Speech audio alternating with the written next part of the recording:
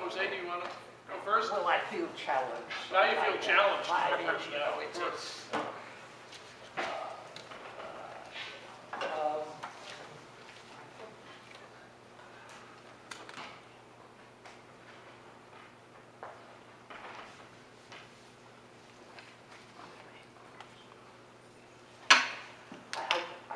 maybe I'm not the only one. I haven't been given enough here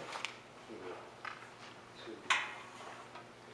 I don't, you know, I have a sense of what is a real issue. And I'll even tell you what it is. The paradigm issue of a philosophical is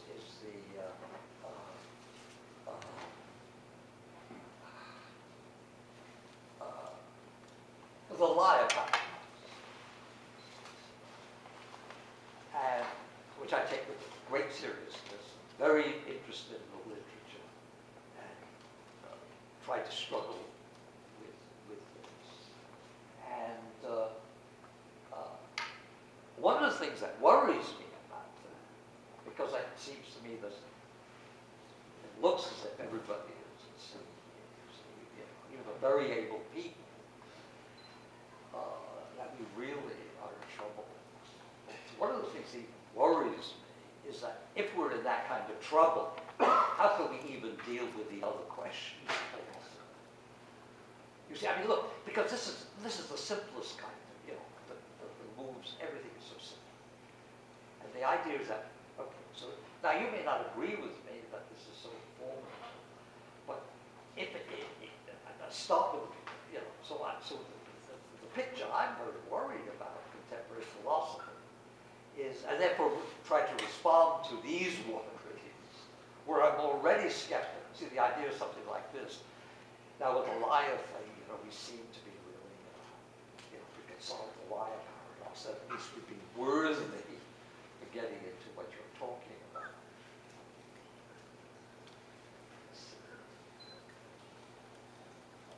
Now, one thing is to just imply that we have really no reason to think that your worries after all are orthogonal.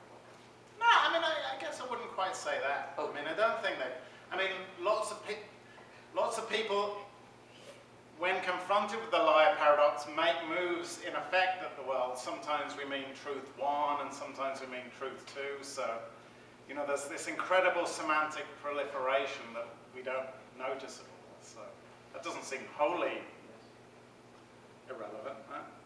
I don't know. No. No. So there's a particular. I mean, Okay. I mean, Okay. you might be saying, well, if we're too stupid to solve the liar Yes, paradox, then you're miles too stupid to say anything about this. I think that's what you're saying. So I do think I'm too stupid to solve the liar paradox. So there's certainly, I mean, I hope that you could, you know, tentatively raise some interesting things in metasemantic. You know what I mean? No. I mean, yeah. by the way, I take this to be a real contribution to literature. To say, basically, you may well be right, but you know, we're going to go on anyway. I mean, so it doesn't happen, you know. It's okay. Yeah, no. You know? Yeah. Yeah. You know. and here's the other possible, really deep issue. Really, what I get more and more the sense of is that we are going to solve the liar paradox because we've solved something else, and it will be a byproduct, purely a byproduct.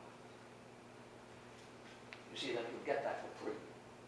It'll be that maybe these issues of plasticity, by the way. See, I'm really hoping. Multiplicity. I mean, there are some people. Right. Like, I have a colleague who thinks this multiplicity stuff helps with the liar paradox. So you know, which would be. That would be a big bonus for that way. Very good. By working your way through this material, you see, where you could feel confident that this is really good. Now, that as a byproduct of that particular theory. See, this I regard as very plausible, rather interesting, that the byproduct of that theory would really come out there resolution of the liar paradox. Because we saw how convincing it was here, we got these principles here, and then they said, oh my God, but it can be applied here. So that's it. Yeah. Yeah. I mean, I wasn't really going for a view. I mean, I was trying to just display a space of problems and show how some of the naive, quick things people say to dismiss these issues are too quick. And that, I mean, I wasn't trying to do too much, you know. So. You should. Okay, Jeff Magdalen.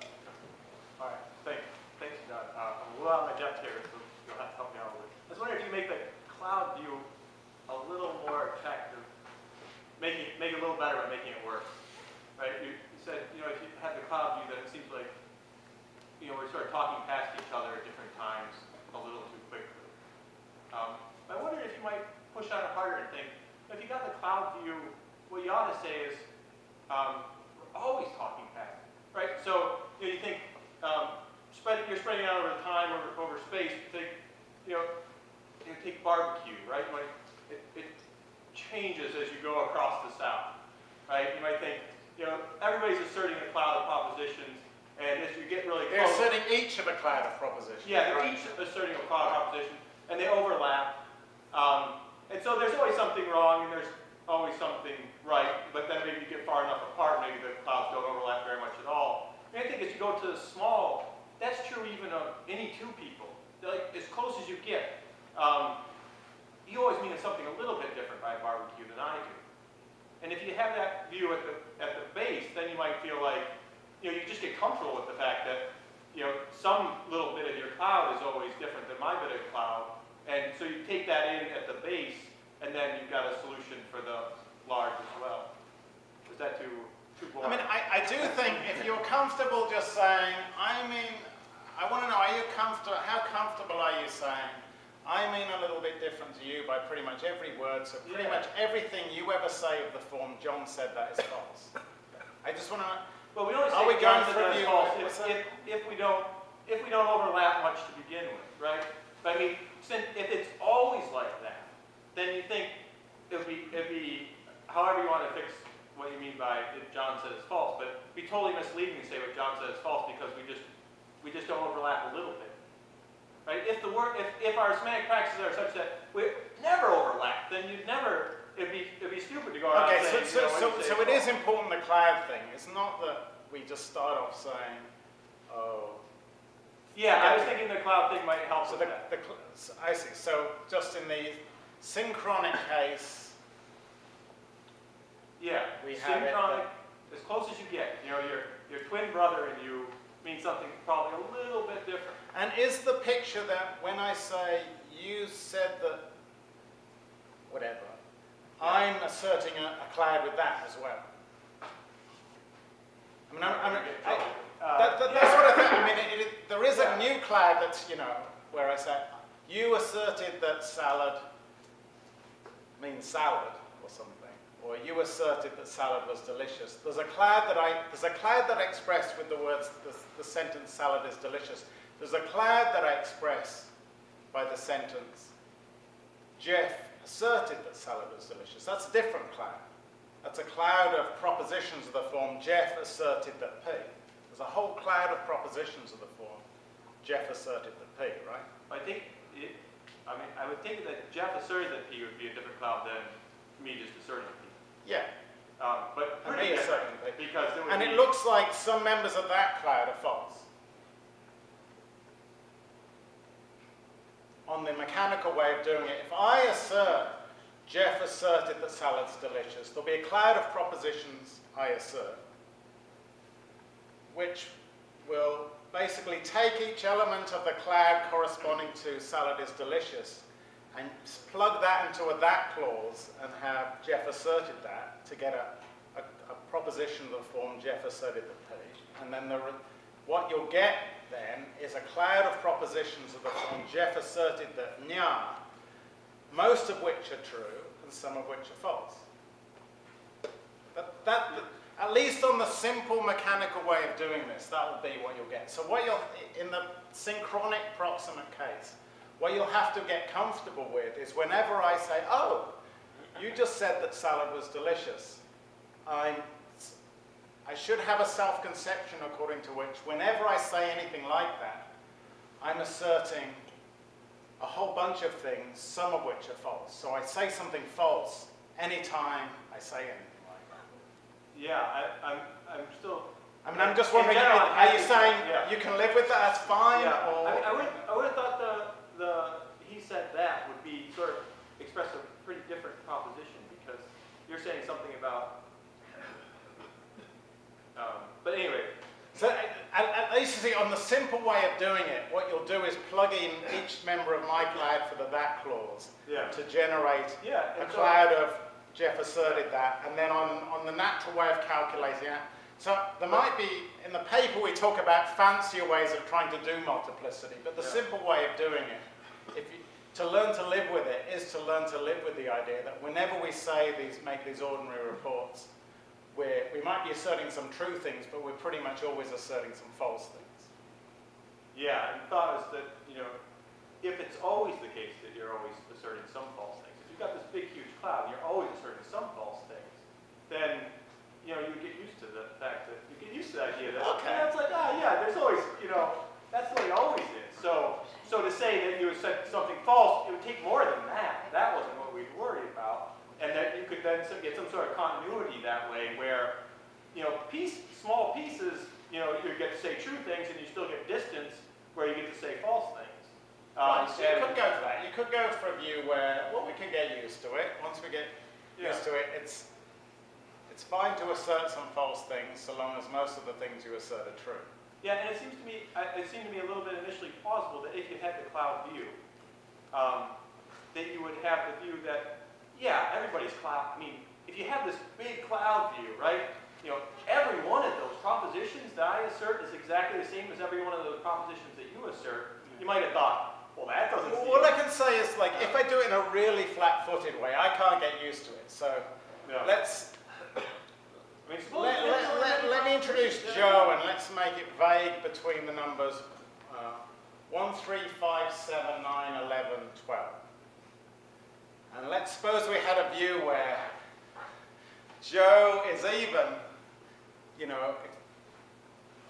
when you utter, that's how a lot of these cloud views go. When you assert a vague sentence, you simultaneously assert all the precisifications. Yeah. Okay, so now just think of the claim Joe's even. Well, no, Joe's odd, rather. So remember, it's 1, 3, 5, 7, 9, 11, 12. I find it really hard to get in the program. It's 5 for 6. Joe's odd. That seems weird to me. That's the frame of mind you're asking me to get in. I go, 5 for 6. Joe's odd. That's kind of what you're going for. When we strip away some of the stuff. And that does take a lot of getting used to. You know what I mean? All right, well, I'll try to get used to it. Thanks, John. Hilla. I had a question about this metaphysical arbitrariness worry that arises for the patchwork view. So, I guess I was a little bit unsure about how the worry is supposed to arise. So the worry was supposed to be, it looks arbitrary when semantic shifts occur. It looks arbitrary where one patch ends and then another begins or something. And that was one of the worries. So we're doing that one, the first one.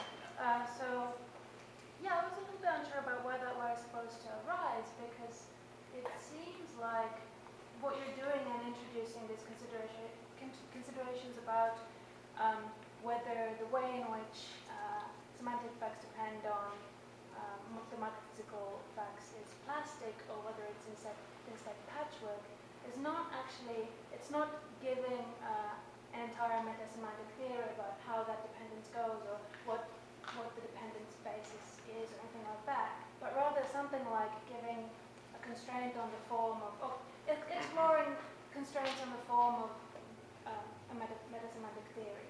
And so it's on a fairly abstract level. It looks like, if you are a patchwork theorist, and then you proceed to actually give your meta-semantic theory, the joints in nature that are going to align with the semantic, where one semantic patch ends and another begins, are going to be part of your theory. So it looks hard to sort of assess the patchwork proposal in advance of giving an actual fully worked out metasemantic theory. Whereas that's sort of not the case with the plasticity proposal and the problems that you sort of were exploring with regard to that. But yeah, so yeah, I guess that's my question. So unclear how the metaphysical arbitrariness worry arises in advance of given natural theory. I think one thing to see is that the move you're trying to make could be made in response to myriad similar arbitrariness worries. So Ted has an arbitrariness worry about restricted composition. Suppose, I mean, a lot of people have similar worries where, suppose you think that composition, little guys don't always add up to big guys. You can get a continuum of pairwise microphysically similar cases where at one end there'll be composition and the other end not. And then the worry will be, oh, but it's arbitrary.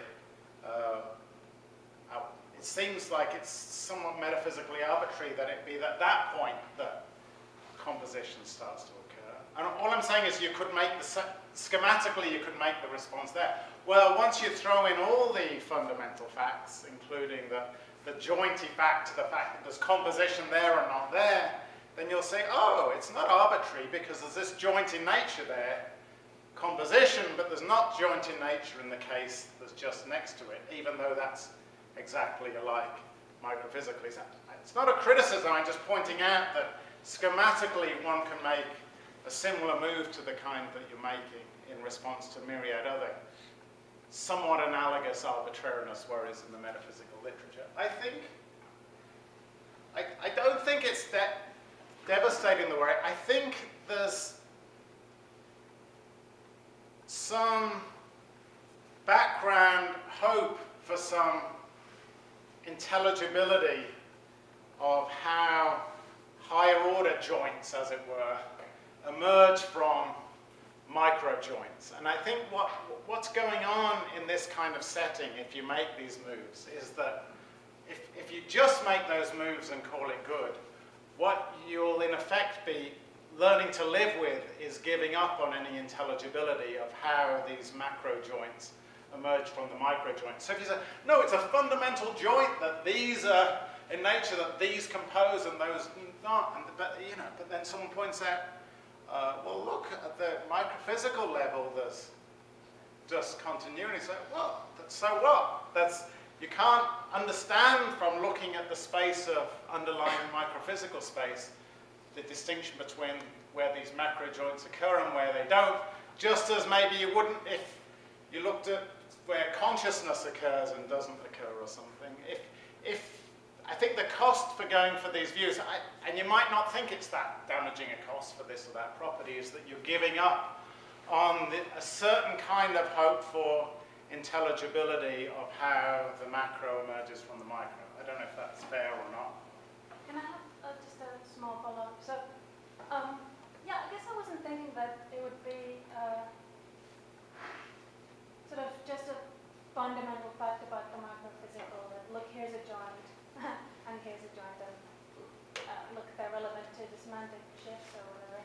But rather that the one telling a patchwork kind of story is going to also tell some kind of story about when and how the relevant joints emerge. So, I mean, I don't know, one kind of patchwork story that instantly springs to mind is one that appeals to dispositions of use that then have some kind of categorical basis, but not just any microphysical change is going to correspond to a change in a disposition of use.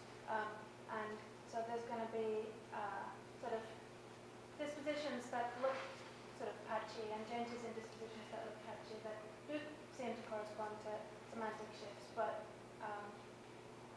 and it's not as though people working on dispositions think that it's arbitrary, when there's one disposition and when there's another. It's a hard question, like how to individuate dispositions from one another, given that you can have errors in manifestation and things like that. But it's not, something that people think is just arbitrary now. I know, I mean, we probably have slightly different perspectives on the literature on dispositions, but I mean, here's what I am very skeptical that one can give, if you're going for patchwork, that you can give a very satisfying story about why the boundaries are nya rather than nya, okay? And I think if you start playing the dispositions card, it will sort of be like this. Either you'll think about dispositions in a way that, well, the dispositions will be changing slightly and continuously through time, and so the problem will re-emerge. Or else you'll be positing sort of mystical dispositions, where the problem will be transferred in that there will be no really intelligible story available of how you'll basically be going for patchwork about dispositions, where the problem will re-emerge because there won't be available a very compelling story about how a continuously varying state space, as it were, gives rise to patchwork for dispositions. But I agree that's a promissory note. I agree that just the abstract fact that I'm going for patchwork doesn't already make it completely obvious that there won't be a satisfying story. My bet is that if you go for patchwork, it's going to be I'm not very optimistic at all that there'll be something that you can fill in that will make it very intelligible why the lines go here rather than there. But I agree, there's not a logical force march from what I said to the conclusion that such lines can't be made intelligible. Oh, Bob. I want to come back to Jeff's point, I think, or a similar point, without necessarily going into the cloud aspect of it, but you were stressing that if one adopts this plasticity thesis, one's going to be making some false statements all the time if there are these small differences among individuals, and that's the price you pay. Maybe the very first group you mentioned, there's okay, Yeah.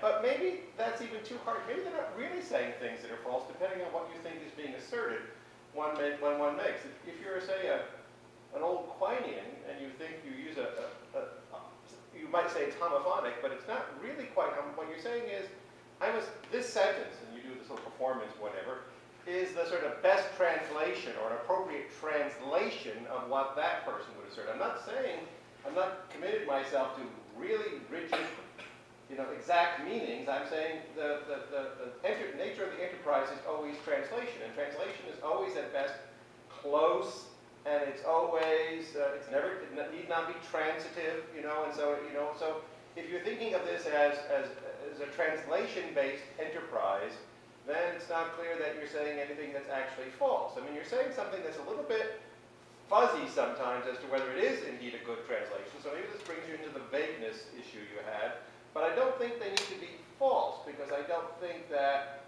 we are. Now, on the other hand, you have the worry that some people, have, your old Rutgers colleagues, Jerry and Ernie, meeting holes, and communication's going to break down and whatnot, and then you can sort of, on the other side, bring in kind of the social perspective, the kind of Bergian view that, okay, there are a lot of people, and Joshua means one thing, and Brett means another thing, and Ted means another thing, and we don't all quite mean the same thing by whatever, by space. These guys, I don't know what they mean by space, but they all think about space, and so if I say something about what Ted says about space, or Joshua says about, heaven only knows. Maybe that's not the best thing. Maybe I should talk about time.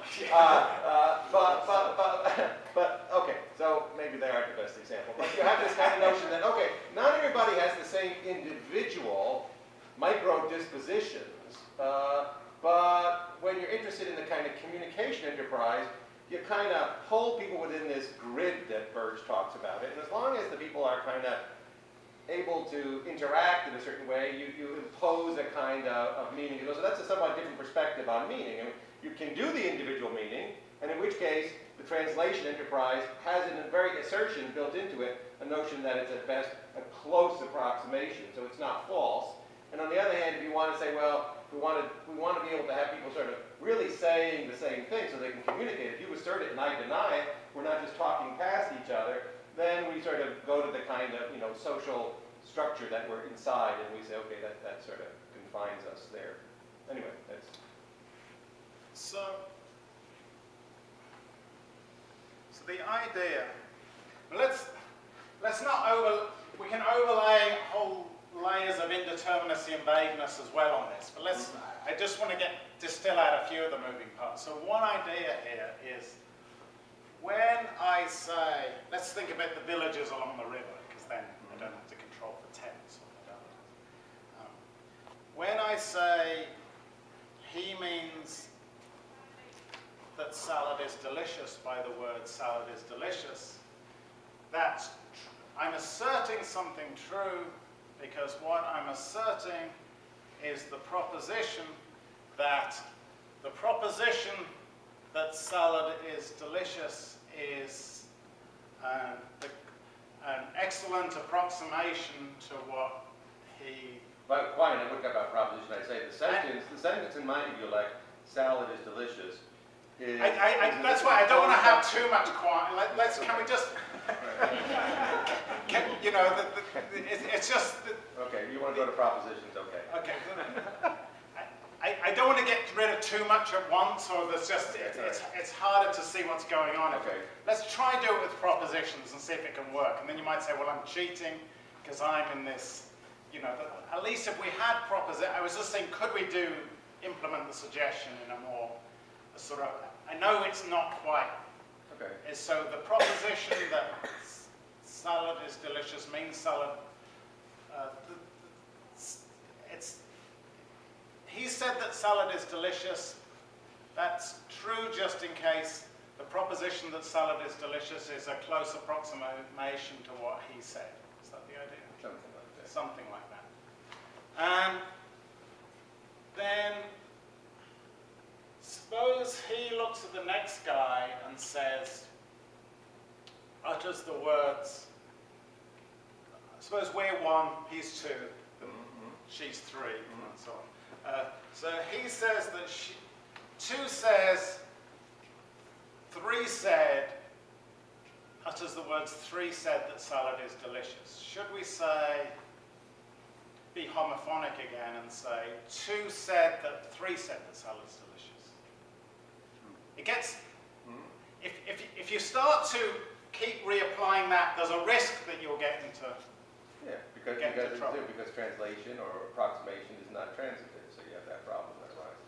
Right, so I just want to know concretely, does that mean we don't go homophonic with that? We don't say 2 said that 3 said that the salad was delicious, or we do say that 2 said that 3 said.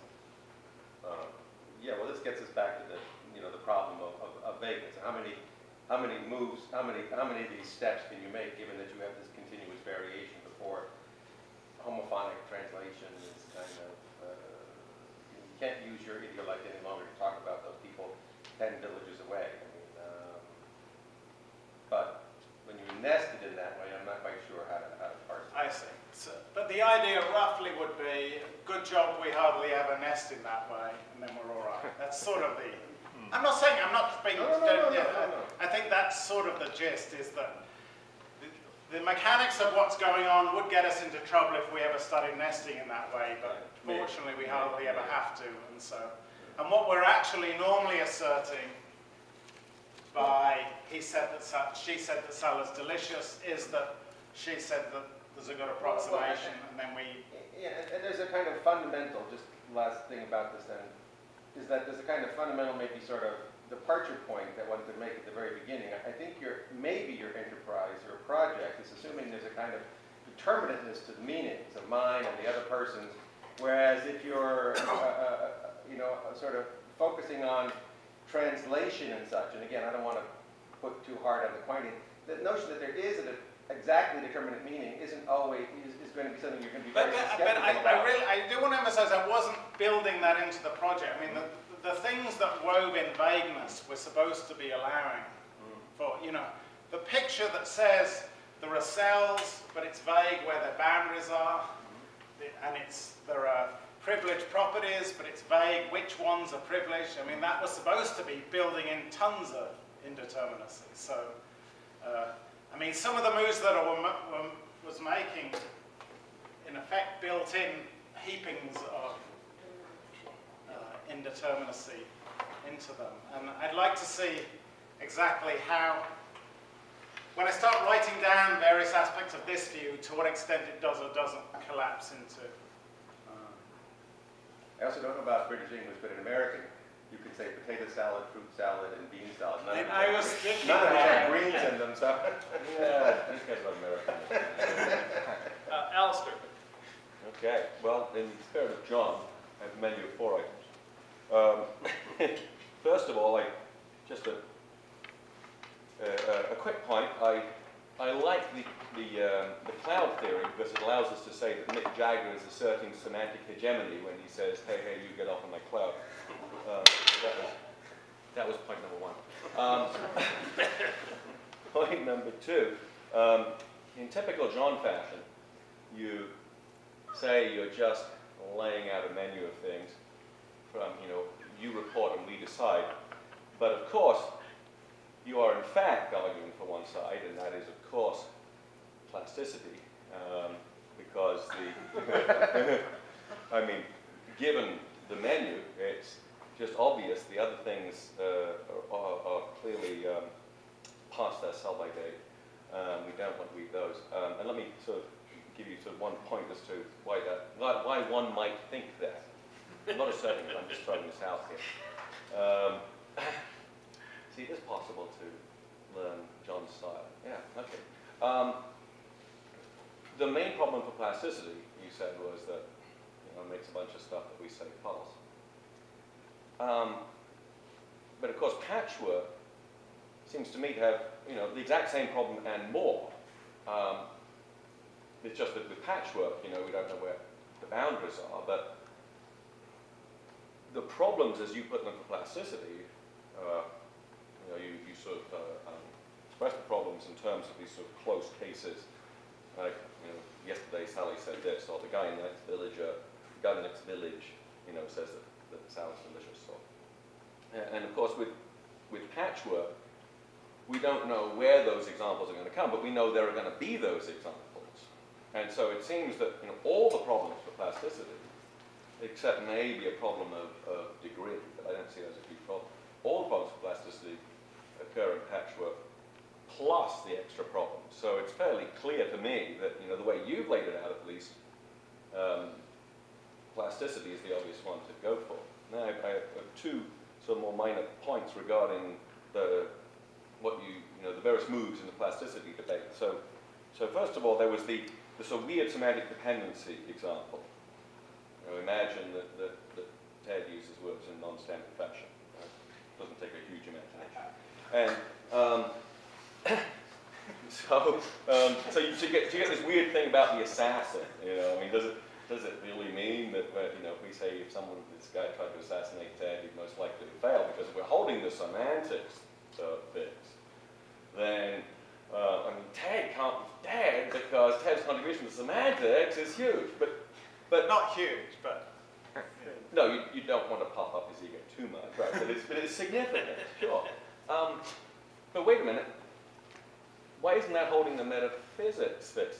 I mean, if we're holding the semantics fix, I mean, sure, we normally think that metaphysics feeds into the semantics, but the trick of holding the semantics fix surely allows us to hold the semantics fix without holding the metaphysics fix. So to hold the semantics fix is just to hold the facts about meaning. It's not to hold the facts about what determines meaning fix. So Ted's being alive or dead is one of the things that determines or helps determine the meaning. But if simply saying, well, we're going to hold the meaning fixed doesn't mean we have to hold that fixed. And so I don't think we have to get the weird result. And one other thing, number 4, is in the ambiguity case. Right? So you mentioned the local bar.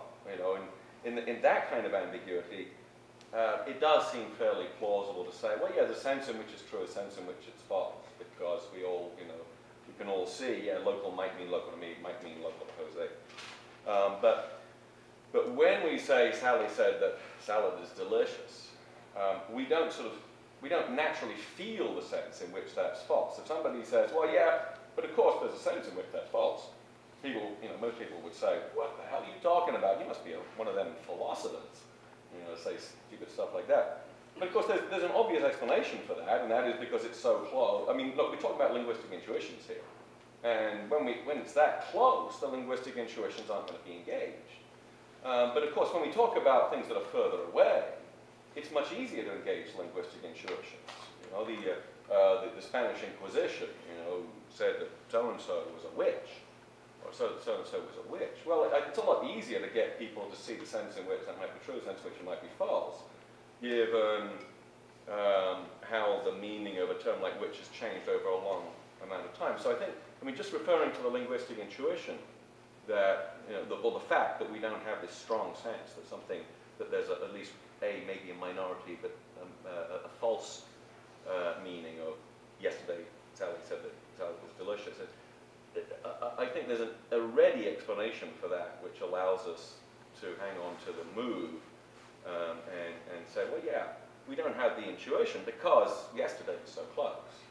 But we look at other terms where we agree that the meaning has changed across time. We go far enough back, we see the intuition is engaged. So there you go. Pick and choose. Talk about the Mick Jagger one. Which, by the way, you do know the difference between Mick Jagger and a Scotsman. What was the first one again? Just say a word about the first. Just the first one was a joke. Okay, so the second one was that the problems for patchwork has the same problems as plasticity and more. And the second one? The second one was we can hold the semantics fixed without varying the metaphysics. So we can imagine that Ted died. So just one thing I want to say about that is, I mean, what you were thinking was, well, in holding the semantic facts fixed, we don't have to hold fixed how the underlying facts fix the semantic. We don't That's have the suggestion, to. Yeah. Just, all I want you to see is, if you start playing that game, you risk giving up on anything like possible world semantics for counterfactuals, because what you're sort of thinking is, well, we're not going to closest possible worlds or anything like that. No. You invoke context, right? And so you do the classical possible world semantics for the conditionals. But if you fix the semantical facts, you have to go, and you're going for possible. Go for a possible world, you're going to the closest possible worlds, let's say. Yeah, but the closest. Then you have to go to possible worlds. You have to go to worlds that make it possible for those semantic facts to emerge. If context determines what counts as, the relevant dimensions of similarity. So unless you think similarity is a root fact. Right? No. Right? So you don't think so context allows you to sort of reorder worlds. Right. So look. I think so long as we're not going to counter possibles, there's a risk that pretty much any ordering will have funny results. So suppose what we do is, we have a similarity ordering where we allow the assassin to do his business, but then we have other people using words in slightly compensating ways to, as it were, to keep the... And we have to respect the metaphysical necessities if we're doing possible world semantics at all. So we can't just have him eliminated, everyone else use the words exactly the same way, and the semantical facts be exactly the same. You can't do that. But what you can do is you can have different utterance. I mean, you could have radically different contexts. I mean, context can shift. I'm just So how are you thinking of the closest worlds where the assassin tries to kill Ted? You're thinking he kills Ted. What are you thinking goes on at them? Just, you tell me what you think goes on. What I think goes on when the assassin kills Ted? Yeah. Well, do other people use words exactly the same? Is everything else exactly the same? Or not? I think a lot of that we don't actually need to, I mean, a lot of that might be just indeterminate. It depends on that purpose in asserting a particular counterfactual. Right? So I don't think we need a complete description of the world in order to tell whether... Well, it might be that... You you basically can't have the assassin kill Ted unless you have other people use words a bit differently and have the meaning be exactly the same. There are incompossibles to worry about. Okay, so you got the last point. So you can't. I mean, if Ted's dead, then people use words differently. But it's the move from use words differently to the meaning being the same. And so my suggestion was, what happens if you fix the meaning and allow the other things to vary? Right. In this particular, right. So we're fixing the meaning. Salad means salad. Thin means thin. Yeah. So it looks like what you're telling me is if the Zach had tried to kill Ted, other people would have used words a bit differently. Well, if I insert a counterfactual of the form, well, let's say, that's an instance of the weird counterfactual dependencies. Well, no, I know. What I'm saying is that the context in which you utter a particular counterfactual might be a very different one from the one in which you utter a counterfactual which seems to be, really closely related to it. So if the assassin had tried to kill Ted, he would have succeeded. That's one thing. If the assassin had tried to kill Ted, people would have meant something different by thin. It might be a completely different context. Because the second context explicitly invokes meanings. And so the second context, it's not unreasonable to think that in the second context, I mean, if you've got It didn't invoke meanings. I said if Zach had tried to kill Ted, other people would have used the word thin differently. Okay, so at least you're talking about, language. So let me just get straight. Your idea is in the context, maybe in the context where I'm talking about the assassin, it's, as it were, true but unspoken in that context that other people would have used words differently. Is that the idea? True but unspoken? Maybe. Yeah, maybe, yeah. I mean, I really don't know if we, for the purpose of this counterfactual, we need to settle that. But okay, so what happens if well, for the purpose of this counterfactual, if we're doing roughly closest world semantics, you need some calibration that makes the killing worlds closer. And if you're holding fixed the semantical facts, then I mean, So let me ask you this: why not counterpossible? I know you could do that too. Yeah. But no, I mean, I think counterpossible. I mean, in fact, in free will, counterpossible. So if Zach had tried to kill Ted, something impossible would have happened. That's what you're telling me. So. Well, if Zach had tried to kill Ted, yeah, maybe. Like that, it's like totally insane what you're telling me. It seems, man. Well, it looks like it. It looks like you're saying something totally insane. But if determinism is true, then that's going to be. That's probably going to be the case of Paul. Well, we weren't talking about, you said counterpossibles, not counter-nomologicals. I mean, we're talking about... Oh, sorry, yeah, I thought you so were nomological possible, no. because I thought the move from the dispositions I think there's a lot going on. You see some of the moves I'm making. I think we're not going to get to the bottom. I do think this stuff's got more life than I gave it, so I don't want to start to try and shut things down. I think if you explore the contextualist move, and I know you've done that in other places, I think the contextualist move can at least take care of this problem. Okay. Well, lots of other people on the question list, but we're past our time for our refreshments. So I think maybe what we should do is go for refreshments. And